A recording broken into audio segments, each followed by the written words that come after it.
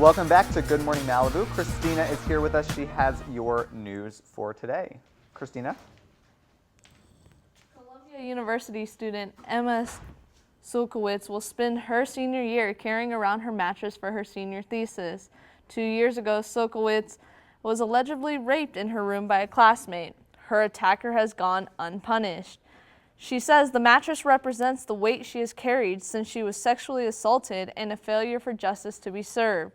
With the help of a U.S. Senator Kirsten Gillibrand, a federal complaint has been filed against Columbia University. They want Columbia to take punishment for sexual assaults more seriously.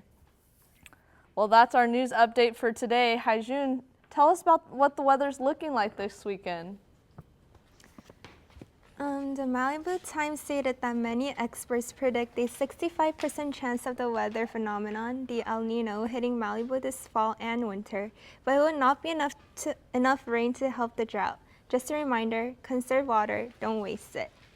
In your surf report this week, the Hurricane Nobert will approach the coastal area starting this Friday, including Malibu, Ventura, and Long Beach. The LA Times reported that the waves will be 4 to 7 feet with maximum depth of 10 feet high. The waves are 3 to 5 feet high and is in very fair condition. Surfline reported that the waves that are chest to shoulder high are common this morning. For our current conditions, it will be 76 degrees and the lowest will be 64. Our humidity is 87%. And the wind speed will be 13 miles per hour. For our 7-day forecast, it seems like it will be a pretty warm week this week, and I suggest to go to the beach on Wednesday or Thursday. So it's looking like a pretty sunny and dry weekend. Is it a busy weekend for Pepperdine sports, Brynn? Yes, it sure is, and I'm sure they're going to be loving this great weather that we're having. But actually, Pepperdine sports, they're picking up the pace this weekend with number 11 women's soccer off to the Aloha State for the weekend. The Waves take on Washington State tonight in Oahu, followed by number 1 UCLA Sunday. Also in the weekend lineup are women's volleyball and men's water polo. And although we don't have our own team here at Pepperdine, we can now once again fill that void because the wait is finally over and the NFL is back full force. The 2014 season kicked off last night in Seattle with the Green Bay Packers visiting the defending Super Bowl champion Seahawks.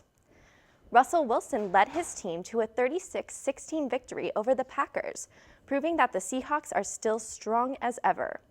Seattle's defense remains atop the charts for fantasy football as well, and certainly delivered last night, allowing just 255 yards to Seattle's 398.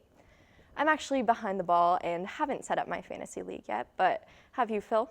My football fantasy is actually having a football team in LA that I can fantasize about. I think we should have a Good Morning Malibu fantasy football team. Yeah, we're going to have a Good Morning Malibu fantasy football poll. Yeah, we should have a league. Brynn's going to win because unlike Shayla and I, Brynn knows about football and that is more than just the names of the teams. Yeah, Good Morning Malibu doesn't really center on football. Shayla probably knows a lot about the football players, the cute ones. True. The cute ones. Shayla's good at that. I do my research. It's like when she watches the World Cup. A little bit? A little bit. It's my confession. We will be right back from a short break with your entertainment here on your Friday morning on Good Morning Malibu. So stay tuned.